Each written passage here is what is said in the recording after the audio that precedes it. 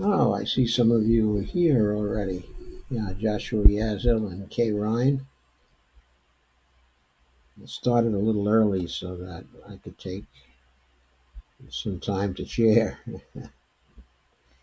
Anyway, thanks for coming. And please help me share for the next few minutes. Hi, Dolores. Hi, Dale. Nice to see you too.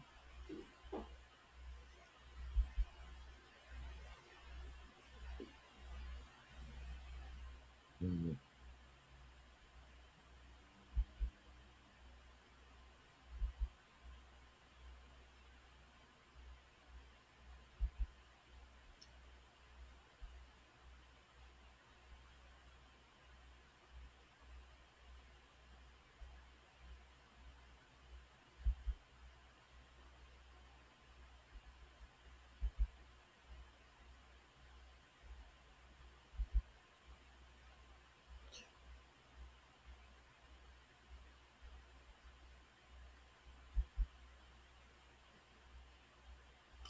Well, thank you, Kay.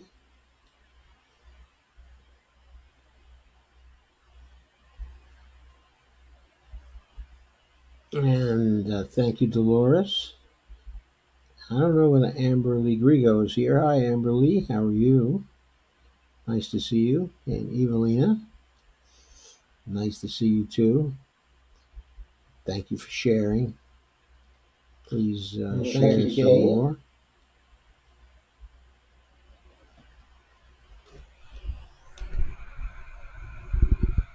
And thank you, Dolores. I don't know whether Amber Lee Grigo is here. Hi, Amber Lee. How are you? Nice to see you. And Evelina. Nice to see you too. Thank you for sharing. Hmm.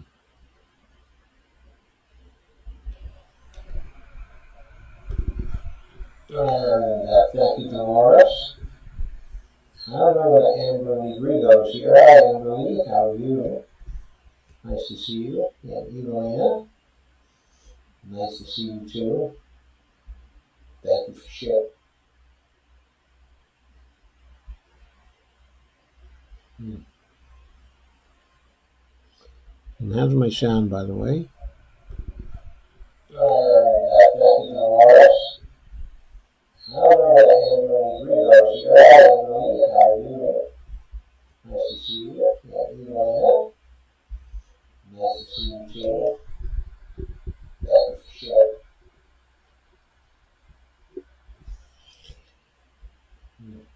Hmm. And how's my sound, by the way?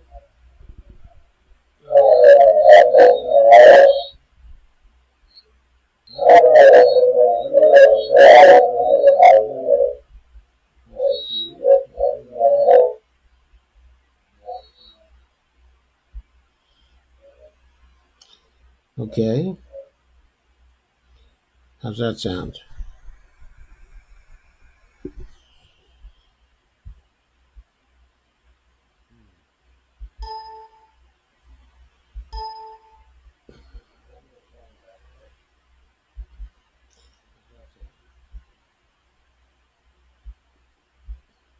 Okay, how is it now?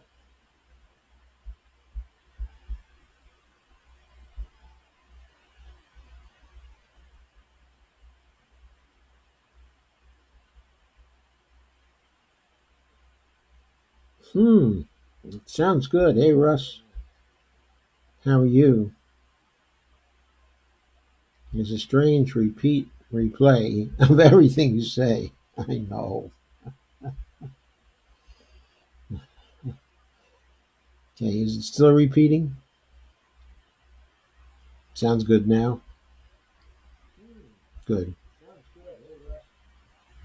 I must have gotten rid of the feedback. Hmm.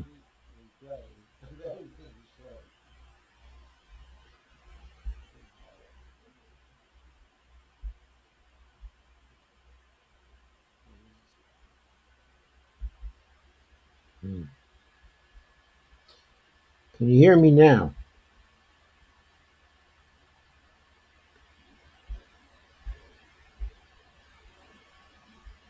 Russ says the replay seems to be gone, but I just want to verify. I did something else, and I just want to verify that we're all good to go.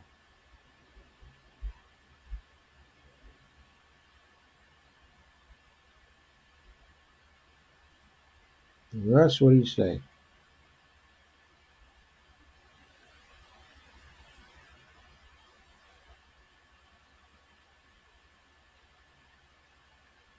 Perfect? Good.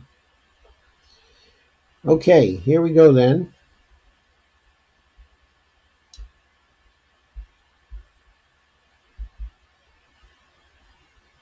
What I wanted to cover tonight, actually, mainly, was the article I missed covering on the last occasion I was here, which was last night, and that was about one area where Bernie Sanders is being very, very successful. Of course, he's very, very successful in many areas right now, but there was a particularly important area. That's in destroying the orientation to neoliberalism, which has been so strong, in our country. Before I get to that, though, I want to briefly give you an update on the Nevada caucus results. They've now counted 71.58%, and Bernie Sanders has 47.5% of the delegates, or the delegate equivalents. They're the state delegates, actually. Joe Biden is in second place at 20.8%. But Pete is at 13.7%. In third place, Warren's in fourth place, 9.4%. Tom Steyer, 4.5%. And Amy, 4.0%. And then it goes down from there. That corresponds to a final alignment of 27,920 people for Bernie. That's 40.9%. Joe Biden is 19.8%, and Mayor Pete is at 17.2%. So Joe Biden is now in second place, both in the final alignment and in the delegate equivalents. But it's a pretty big win for Bernie. He has more than twice as many, maybe 2.3 times as many delegates as Joe Biden. And in the popular vote, he has more than doubled his popular vote. And the idea that he has a so-called ceiling is also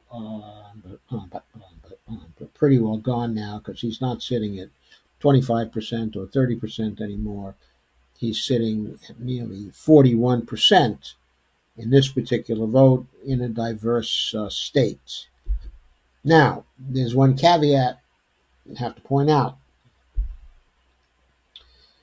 They haven't counted yet.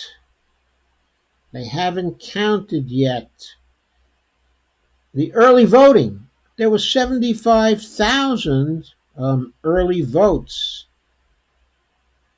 And my understanding is they have not included them in these live results from the caucus. They were not pre-counted by the party officials. So who knows? Who knows what lurks in the minds of men? Only the shadow knows, right? So we're just going to have to wait and see what the final count is. But obviously, 75,000 votes could completely change the whole complexion of things here. We have, what is it, 41,000, 53,000, 60,000. Something like 66,000 votes here now, or 67,000 votes here now. And there are more votes than that in the early voting. So things can still happen. And Mayor Pete has already challenged The caucus results, of course. He's going to fight for everything as long as he has the big donor money. He'll fight for it. So I just wanted to say a word about that. Anyway, as you know from last night and from other things today, looks like a tremendous victory for Bernie, who moved on to Texas. He wasn't even there last night, okay, for the caucus results. He had moved on to Texas.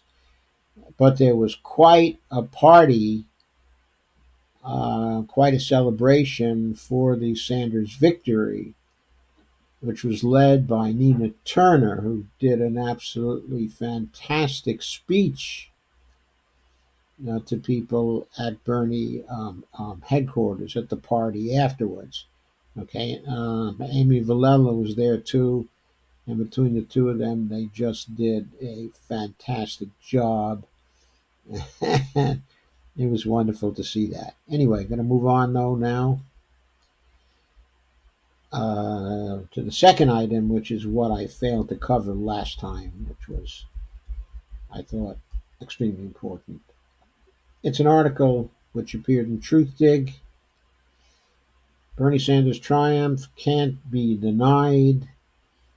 And that was by an author by the name of Anis Shivani.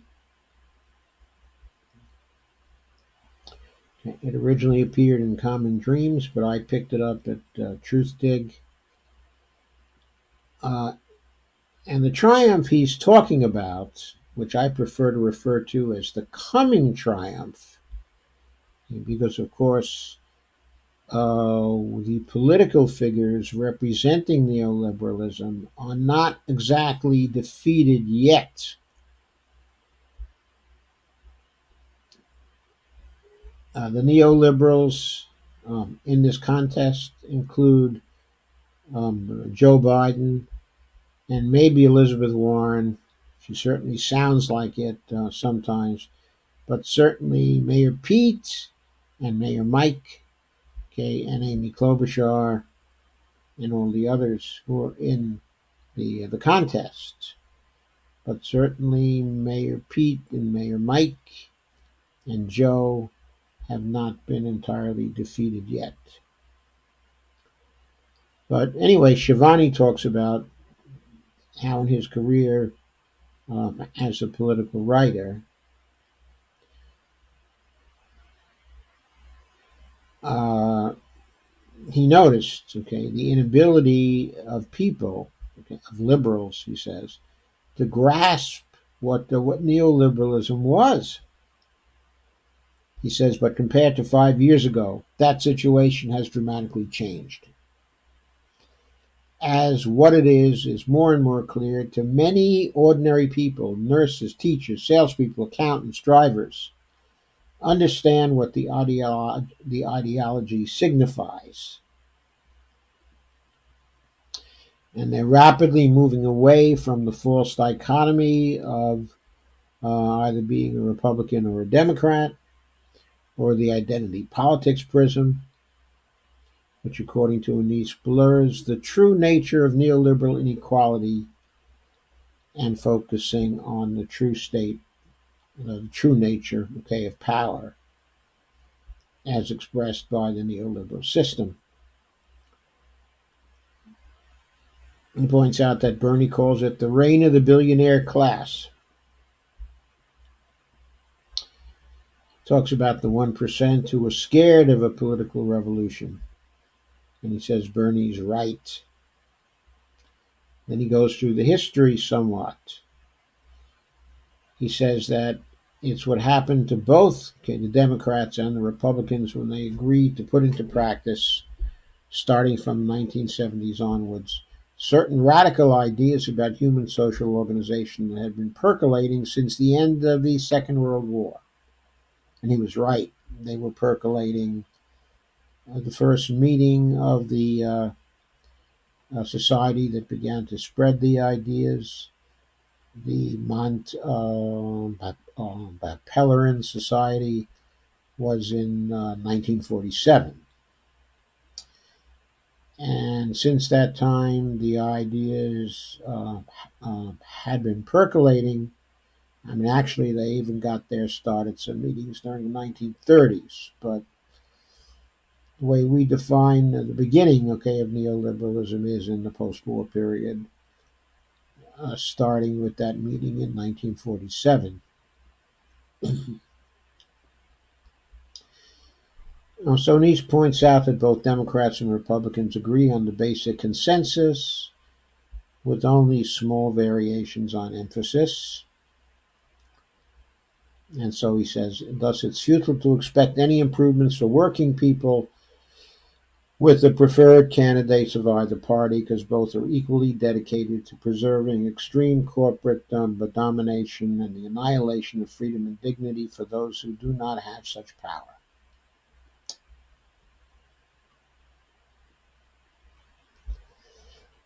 And then he points out that what neoliberalism is trying to do is to bring about a fundamental reorientation of human psychology, and that the embodiment of this psychological transformation is with the meritocrats or the meritocrats or the meritocrats. Anyway, it's the people who inhabit a meritocracy. The citizens have been indoctrinated to think of themselves as independent profit centers, as everyone looks out for themselves. Any shared sacrifice for the common good is demeaned as idealistic or utopian. Even basic decencies, such as a living wage or inexpensive college education or health care, that doesn't actually bankrupt you.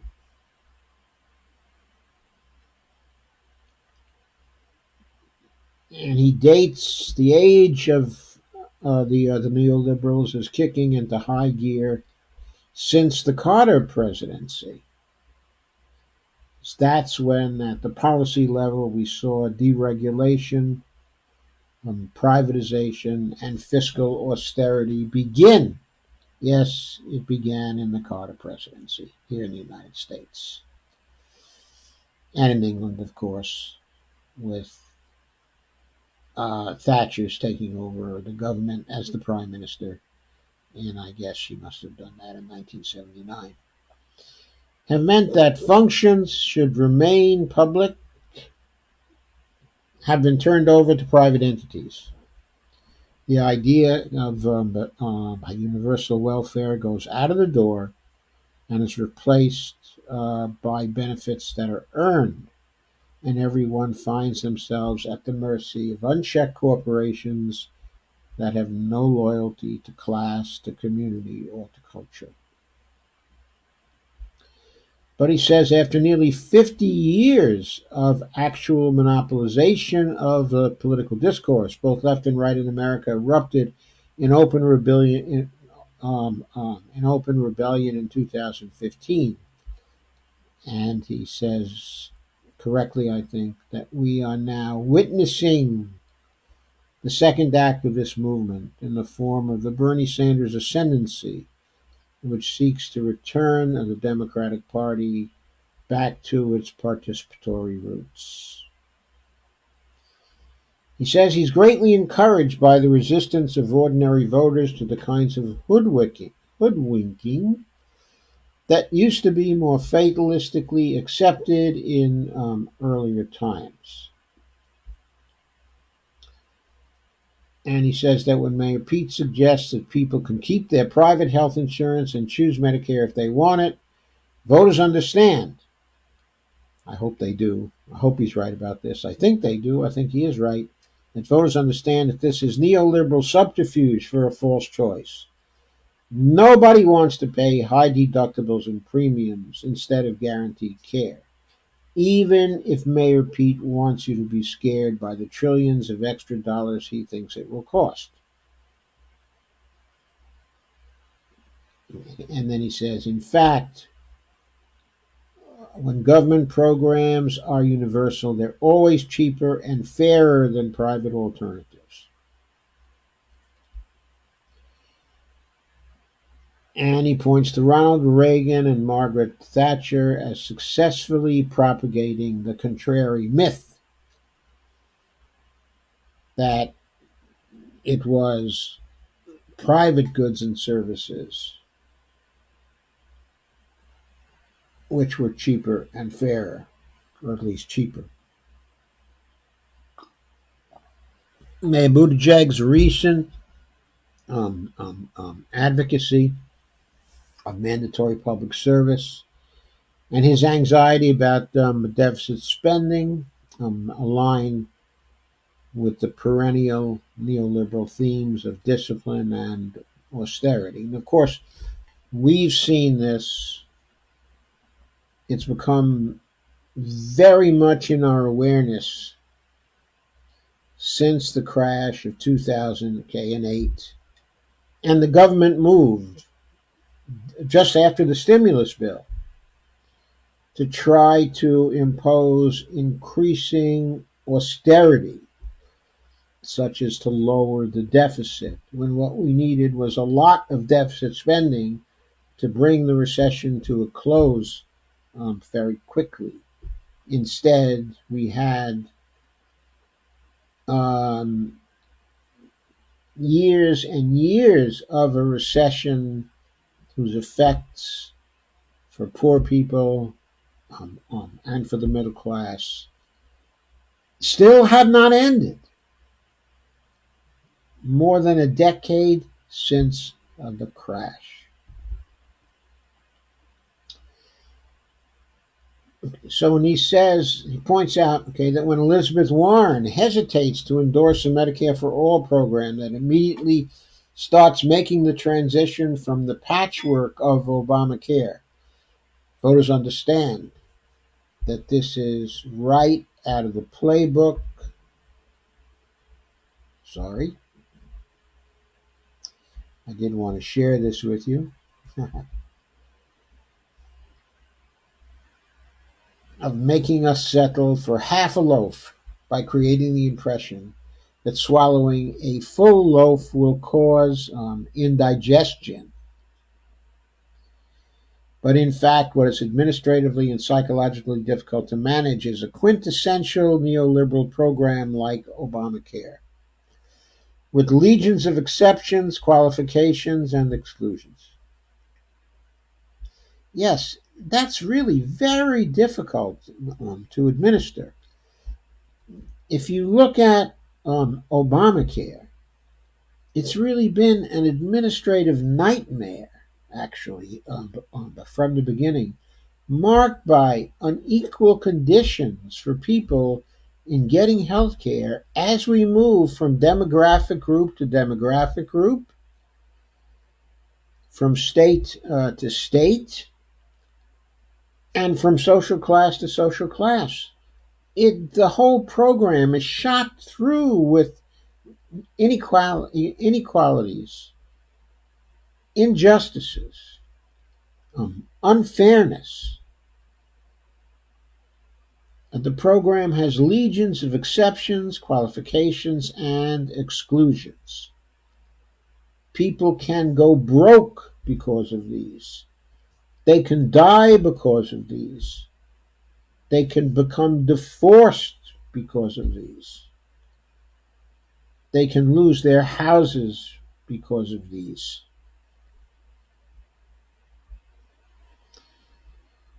Most of the early entrants in the race for the nomination of the Democratic Party, like Kamala Harris, Julian Castro, and Cory Booker, who had first endorsed the Medicare for All bill, but backed off when pressed for details or timelines, paid the price in voter disapproval.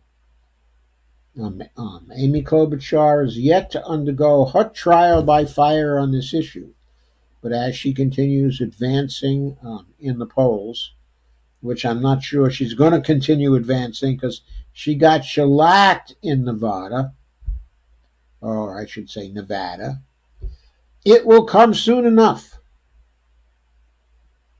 to base your whole candidacy on standing pat, because nothing is legislatively possible even if this fatalism is cloaked in folksy Midwestern pragmatism, is exactly the kind of subservience to unchecked corporate power that has voters disillusioned. And more than disillusioned.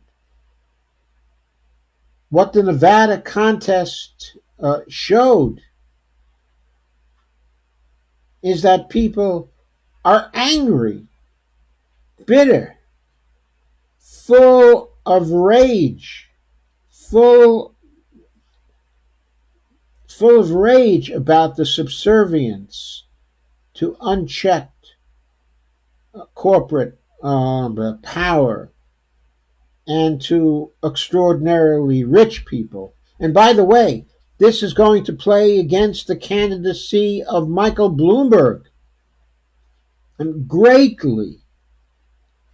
We will see shortly who wants Michael Bloomberg.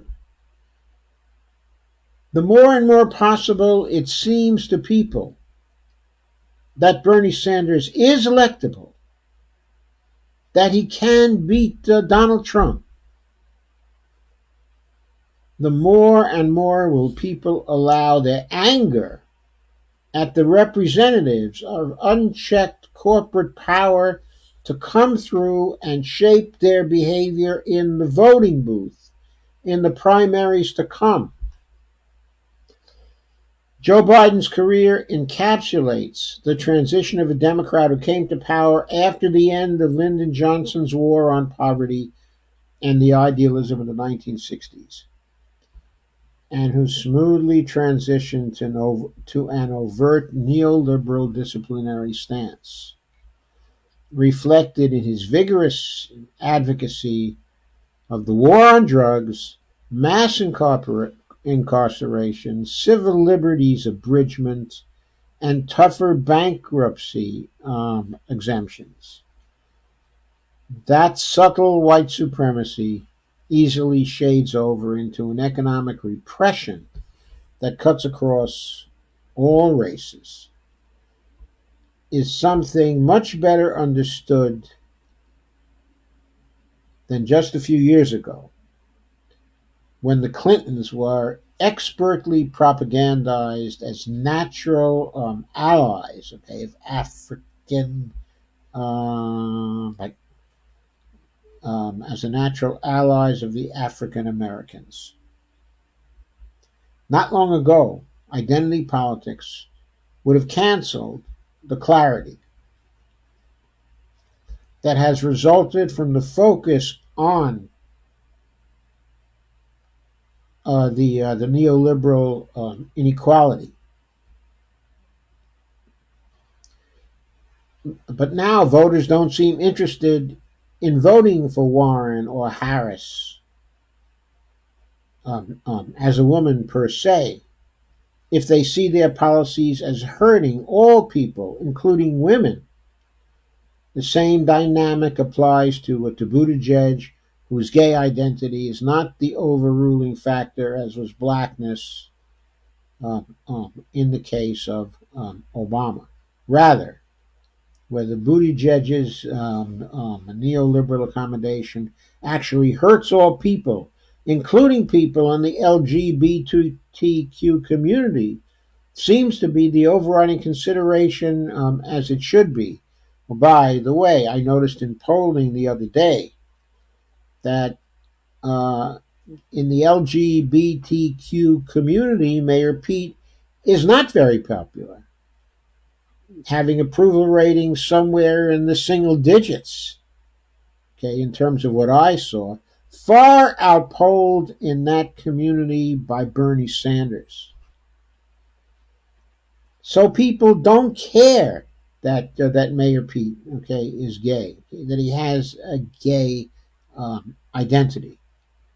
What they care about is that his policies seem to be designed to not give people very much, not change the situation very much. And they're responding on that basis.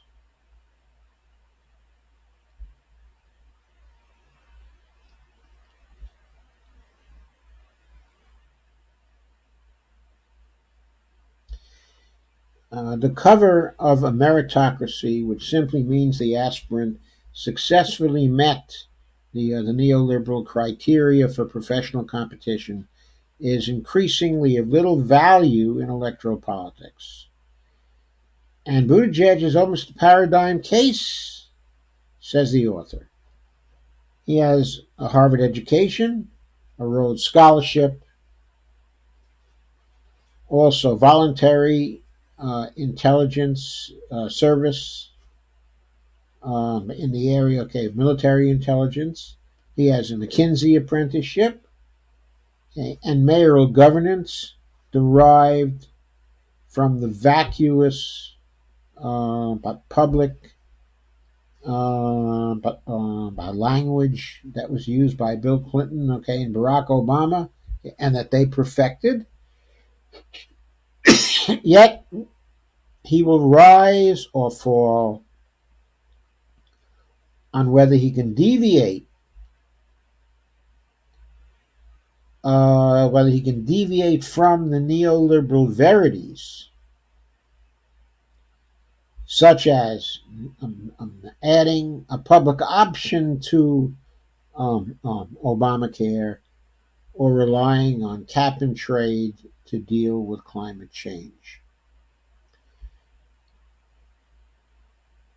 Okay, and then Anise Shivani gets to Bernie Sanders and says, Bernie Sanders' greatest service has been to insist on his democratic, socialist label, his moniker, his name, even when many insisted he should opt for the safer social democrat.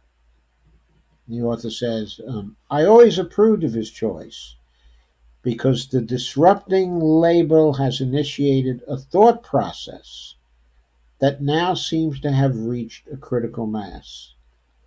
If Sanders is a democratic socialist, then what exactly are Warren and Mayor Buttigieg and Biden?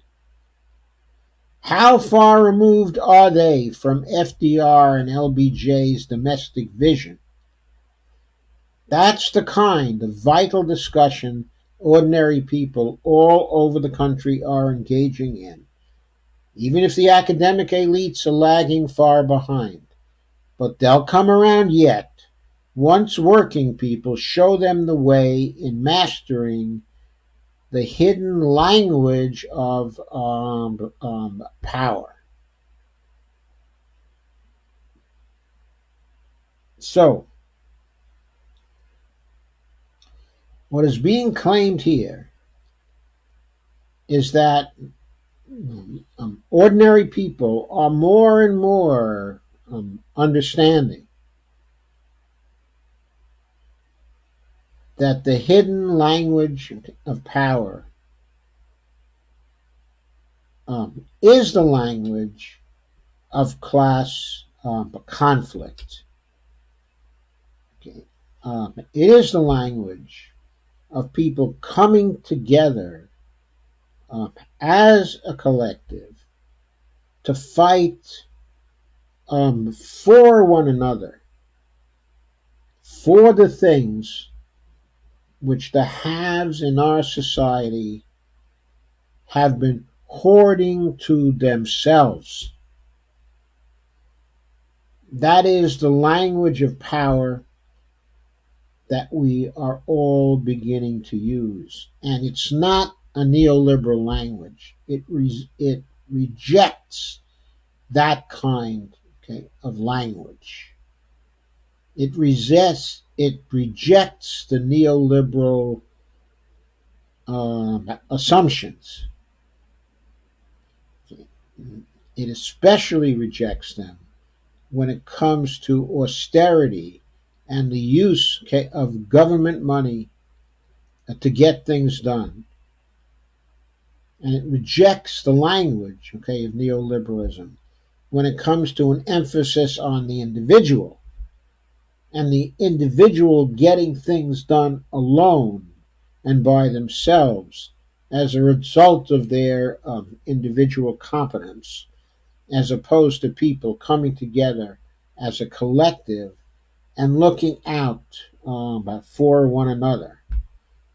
When I saw that celebration, that party, after Sanders won on uh, the Saturday night, and when I saw Nina Turner, okay, and Amy Villela, okay, and everybody at the celebration, when I saw the spirit of the movement there, all they could say, all they could say were things like, Stacey Pueda. Stacey Pueda is back once again. But it's no longer in the service, okay, of neoliberalism. Now, okay, it's in the service of not me, us. It's yes, we can.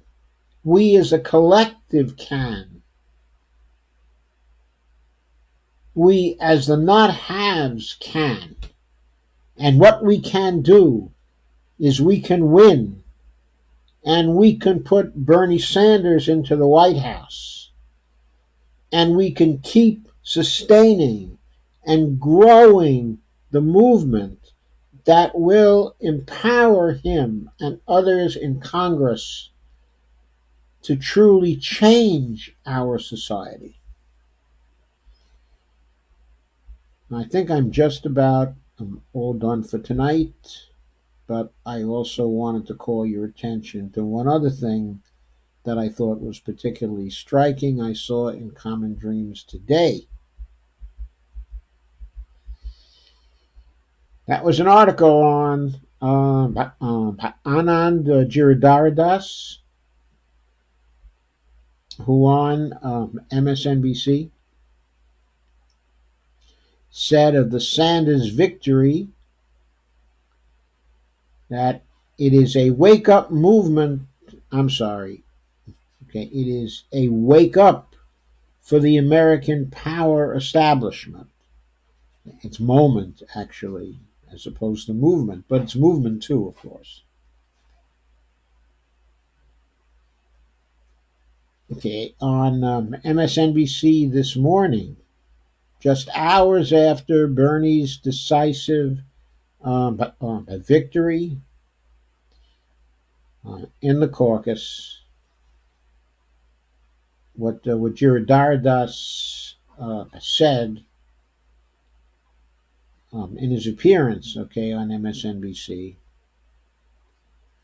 was that the Senators' win, the win of Bernie Sanders, could represent the dawn of a new era in American life.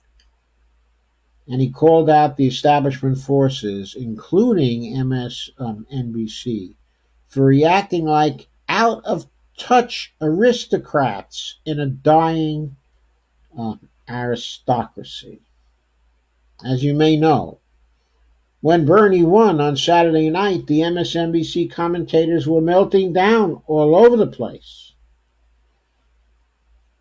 And MSNBC's Nicole Wallace, who used to be the communications director for George W. Bush, if you recall, simply admitted right on television, she lamented that she has, quote, no idea what voters think, what they think about anything anymore. She was so shocked by the depth of Sanders' victory, or his apparent victory, anyway. Okay, and what Giridharadas said is that something is happening in America right now that actually does not fit our mental models. It certainly doesn't fit the mental models of a lot of people on the TV. And he was talking about them. And he made it clear that he was talking about them.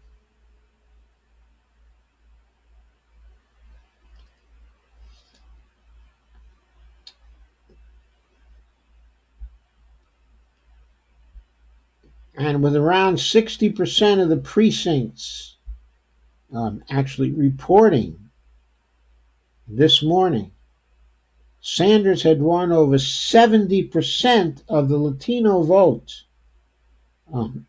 in the caucus.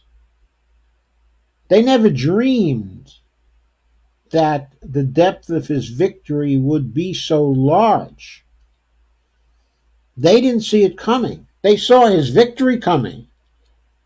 They thought it was going to be substantial, but maybe they thought it would be like 30 or 40%. They never dreamed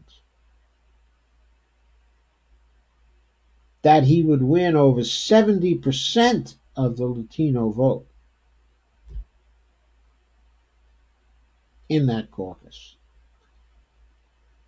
That was unprecedented. And when he said, okay, that this was a wake-up moment for the power establishment, he also added, from Michael Bloomberg to those of us in the media, to the Democratic Party, to donors, to CEOs.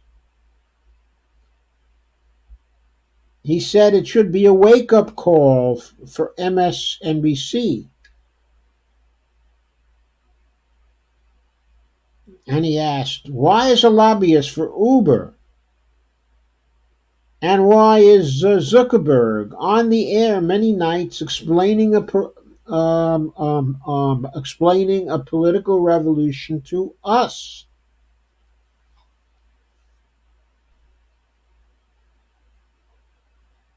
And he said that the people on the network have to look within also. And he asked, why is Chris Matthews on this air talking about the victory of Bernie Sanders, who had kin who murdered in the Holocaust, okay, and actually making an analogy of Bernie's victory to the Nazi conquest of France? That's what Chris Matthews did in a terribly, terribly tasteless moment. And there's a video there, which I'm not going to play for you, okay, at this point. Well, maybe I will play it for you and ask you how it's doing. Last night was a historic win that I think a lot of us are still struggling to understand. It's not historic only because Bernie Sanders is now decisively proving that he can win in milk-white America and in the emerging superpower of color that we are becoming. Something is happening in America right now that actually does not fit our mental models. It certainly doesn't fit. Okay, can you hear that, folks? It doesn't fit the mental models of a lot of people in the parties. It doesn't fit our cultural mental models. You have someone talking about, in a way we have not heard, genuine, deeper democracy, popular movements, human equality in a meaningful way, and a politics of love in the tradition of Dr. King, and winning elections in America, the United States of America.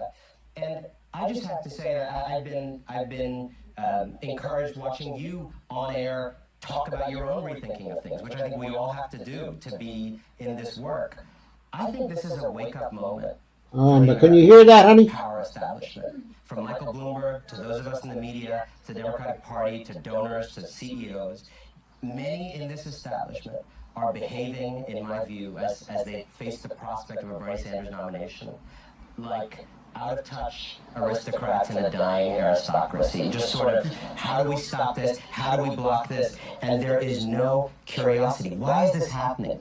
What is going on in the lives of my fellow citizens in this country? They may be voting for something that I find it so hard to understand. What is happening? What is happening? This is a moment for curiosity in America. I think about this network, which I love, which you love, and I think we have to look within also. Why is a lobbyist for Uber and Mark Zuckerberg on the air many nights explaining a political revolution to us? Why is Chris Matthews on this air talking about the victory of Bernie Sanders, who had kin murdered in the Holocaust, and analogizing it to the Nazi conquest of France? The people who are stuck in an old way of thinking, in 20th century frameworks, in gulag thinking, are missing what is going on. It is time for all of us to step up, rethink, and understand the dawn of what may be, frankly, a new era in American life.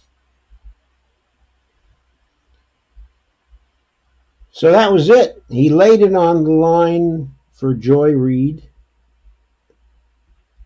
Hang on a second. I got to do one thing here.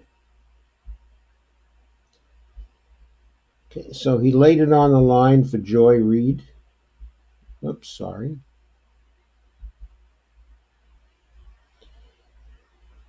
And she even smiled at him while he was doing it.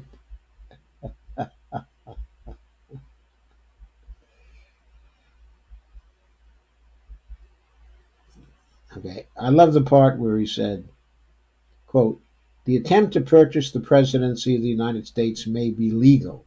And he was talking to Bloomberg there. And he said, "But it is corruption on a scale that makes a Ukraine deal look actually quite trivial," unquote.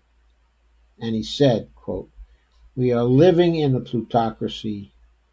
You either recognize that or you don't. And if you do recognize that,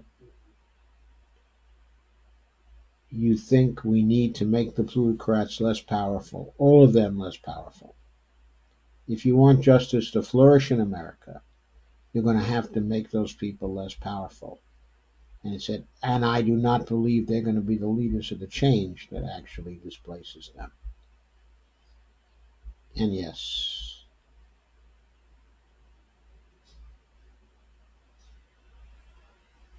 there's another drop the the mic kind of moment, okay, on AM Joy, have four Anand, and I'll leave it to you to play that.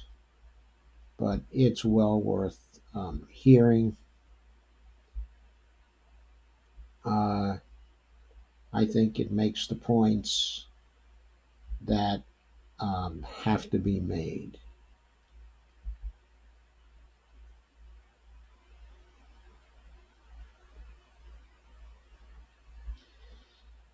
So, okay, I didn't intend to be on quite as long as this, but I hope you enjoyed this.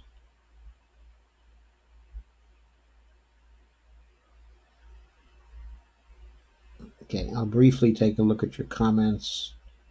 Okay, I'm not going to read them all out tonight because I meant this to be a quick one. Please share this for me. I need your sharing. I also need to remind you to please share, like, and subscribe when YouTube goes up.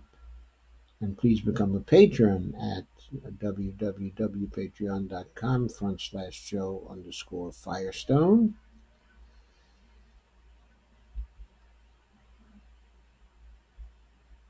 Now let me look at your comments.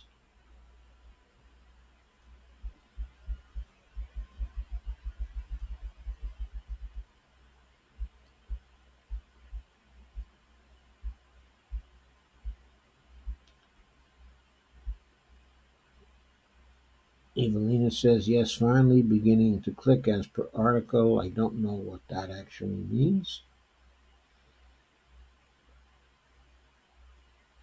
She says the article is right on. Zeke Perez says, "I often wonder why neoliberalism is not more openly mentioned and talked about." Well, we talk about it very frequently here. I've been writing about it for a very, very long time now, since at least 2010. Even that's almost 20 years, 10 years now. Kay says Obama was invented by Mitt Romney, GOP, Obamacare. Actually, Obamacare was invented by the Heritage Foundation. It was a Republican plan that was invented there during the early 1990s, if I recall correctly. Stacy says, Klobsy is toast. Stacy Renzi, Klobsy. Evelina says, Klobuchar by the Burns. But she doesn't know the name of the Mexican president. Wonder if she knows the Trudeau is the Canadian PM. She probably does because she can probably see Canada from her house. Just a little joke there. And Zeke Perez says, I hear it talked about in certain circles, but not in the mainstream like Bernie speeches, commercials, or Dem debates. And many people still don't know what its agenda, philosophies, and dangers are. Evelina says, she didn't know. Now she does, to be fair. Evelina says, I think they know. They just don't but label it as neo. Yeah, they try to pretend it's the same as the old style, okay, of liberalism. They try to pretend it's the same as FDR's neoliberalism, but actually it's Bernie who's much closer to that. They says they care that he's an arrogant prick and a Republican.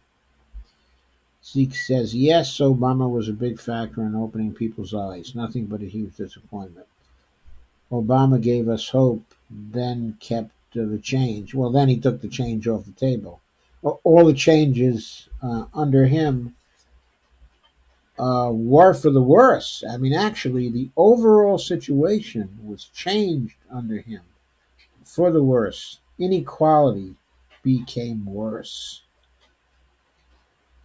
And even though some people benefited from the health insurance reform that he put through, it was terribly inadequate compared to the size of the problem. And screwing around with it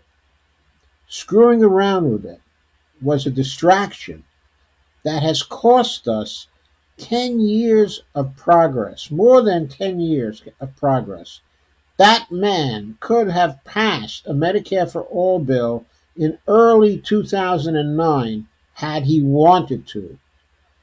Instead, he wasted 10 years, and by now I'm sure 500,000 lives on the Obama piece of crap that he passed, the Obamacare piece of crap that he passed, the Affordable Care Act.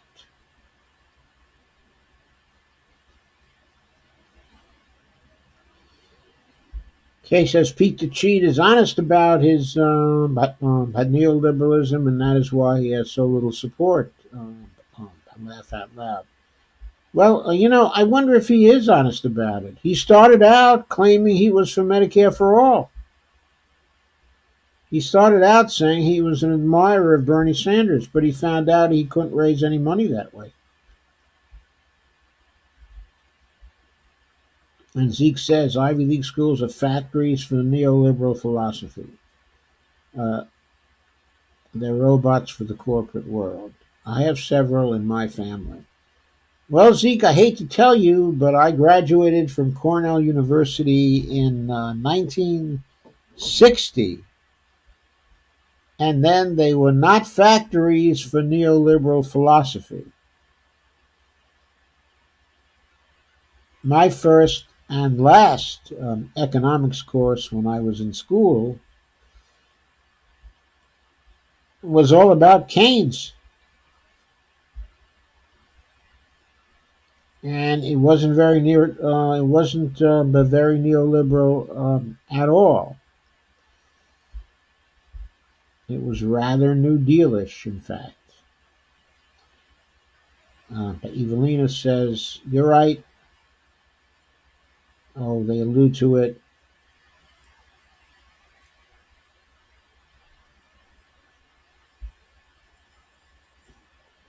In Republican or moderate Dem ideology, not as neo. That's right. Kay says, that's one reason I'm glad I'm self educated. And Zeke says, yes, that's what I mean. Call a spade a spade. And Evelyn asks if it's ideology, okay, or idiocy. Well, it's not idiocy for those who benefit from it and who have used it as the language of their power. Seek says Bernie's language is authentic, real, and relatable. Yeah, I find it so. And Lana says, yes, we can. Not me, us. Yeah, they were chanting "Se si puede" again at that celebration. "Se si pueda, se si pueda, se si pueda." And also, "Not me, us, not me, us." Hi, Warren. Lana says, that goes with Dr. Randall Ray, who says mainstream economics serves the 1%. Randy does say that, and he's right. Stacy says 72% of the votes in. Pete is at 13% and non-viable. Woohoo. Well, he may be viable in certain districts, though, so he may still get some delegates.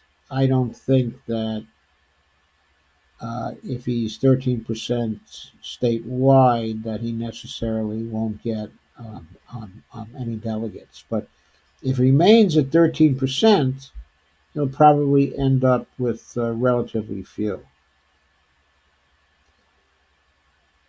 I hope he's going to remain. But they have to get to the 100%, and then they have to count all the mail ins also.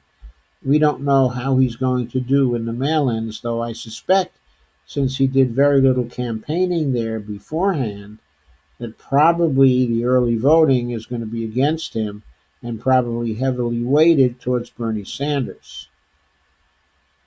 And so we have to see. But there might be altogether uh, 140,000 votes in that race, even 150,000 votes, which would break all records for that caucus. Stacy points out Bernie has 38 delegates total. Russ says, yes, Anand's piece was on point. It was on point, and it was very, very well stated. And I'm sure it was pretty effective because it was spoken right to the faces of the MSNBC people. I don't know if he's going to be going on there again anytime soon. Kay says, glad so many are calling for Matthews to retire or get fired. It's about time. Now, he's been so biased, and he just continues. Russ links to something on Amazon. Says it's a great read. And Kathy Butari says, hi, Kathy. Change comes from the bottom up, said a very wise man. Yes, change comes from the bottom up, said a very wise man. One very wise man who said that was Bernie Sanders. And another very wise man who's been saying it for a very long time, I'm sorry, is me. I shouldn't have said that. It was unbecoming.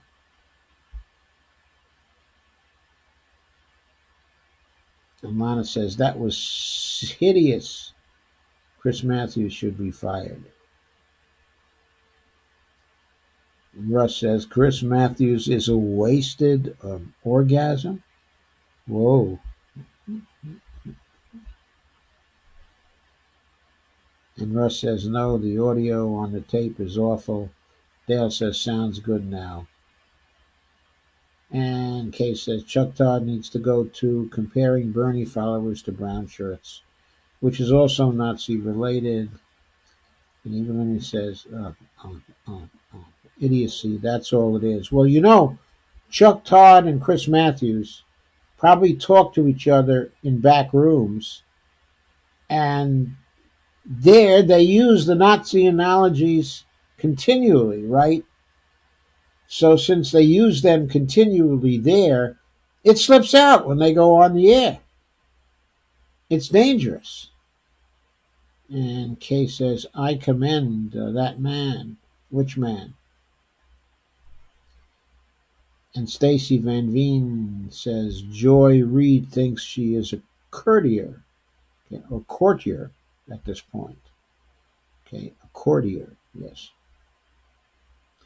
She probably does. She probably does. Okay, Evelina says, I say it with humility. I almost got caught up in it, but didn't. And Zeke says, he'll be fired soon like Ed Schultz was. Kay says, probably true, Zeke. I miss Ed so bad. Rest in peace, Ed. Yeah, I think we all miss Ed.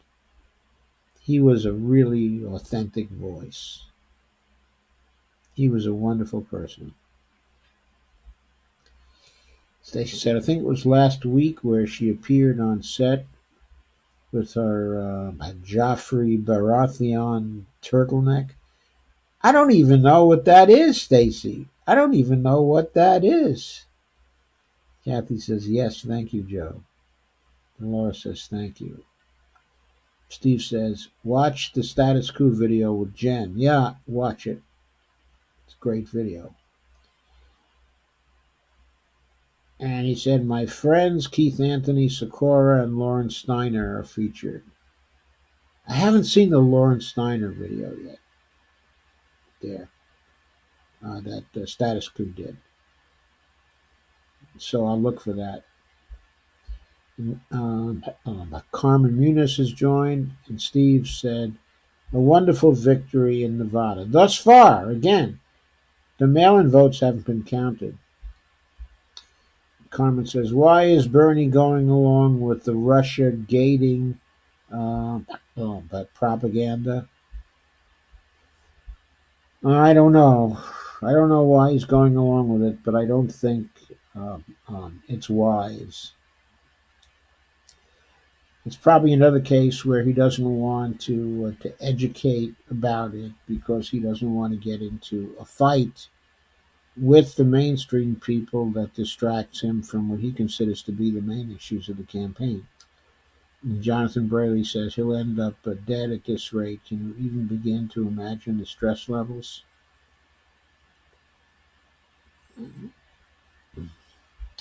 I'll tell you, Bernie looked great over this weekend. He looked great. He looked like he was all there. He looked like he was thriving on the stress levels. Certainly striving on the victory and striving, or I should say thriving on what he was doing in Texas.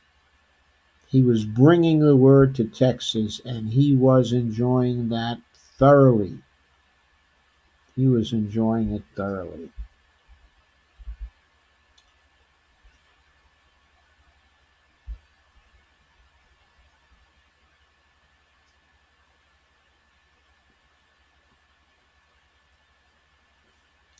Jonathan said, so sad. Such an inspiration.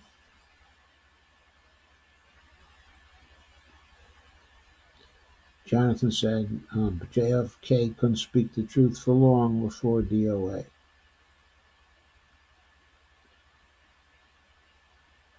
Yes, it's true. Steve said, I had to fix a flat tire, so I missed most of this. But Bernie is winning, so I'm good.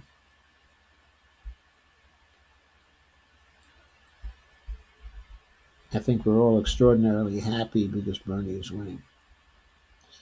Bernie is glowing, even with the sunburn from California. Yeah.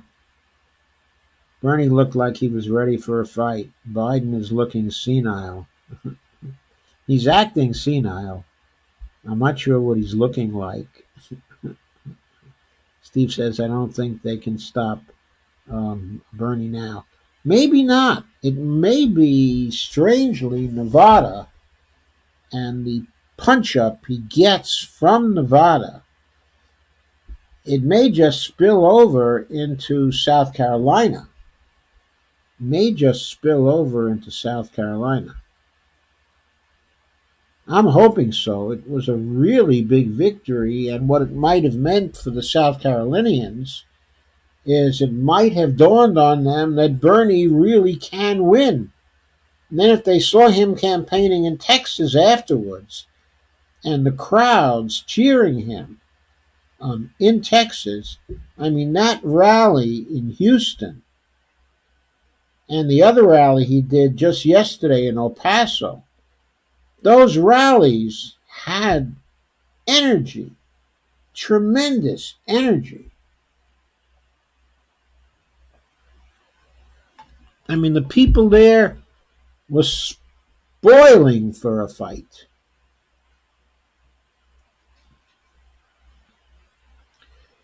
And Lana asked, do I think Elizabeth Warren is a neoliberal? I'm not sure she's completely neoliberal, but I think too much of it. I think she's still in that austerity mindset. She wants to make more change, I think, okay, than a neoliberal would want to make. Certainly more than Peter G. Peterson would like. Carmen says, the green banner still covers the lower part of your face, making it difficult to read lips. Sorry, sorry, sorry. I will try to remember to sit up straight. Stacy says, I'll try to find a picture of Joy in that top. And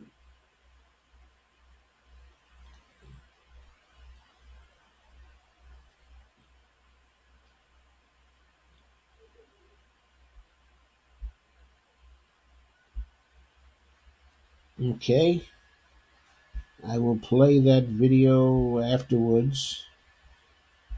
Take a look at the top.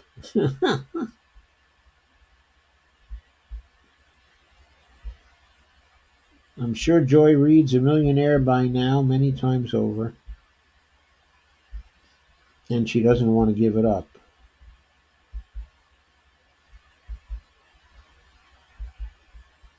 But she's got to realize by now that Bernie Sanders is a follower, okay, of FDR and also Martin Luther King.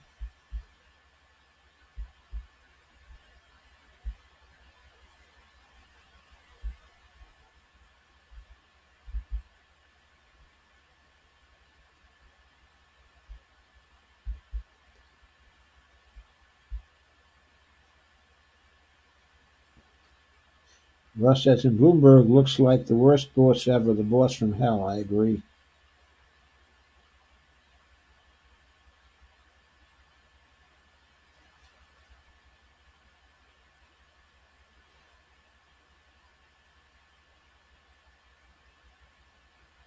Carmen says, the stress levels are killing his opposition. Like trotting out old Joe at this point is just elder abuse. Okay, Lana says, very little sense of humor. For some reason, the Addams Family theme just came to mind. Okay, folks, I've got to go. Okay, I'll be seeing you tomorrow night. This was a special. I didn't intend to be on tonight, but I left that important article over, and I didn't want to finish that. And then there was the Anand thing to talk about also. So, anyway, have a great night. And here's hoping that Bernie's off to the races. We should know very soon. South Carolina's only 6 days away. It's the 23rd. It's on the 29th.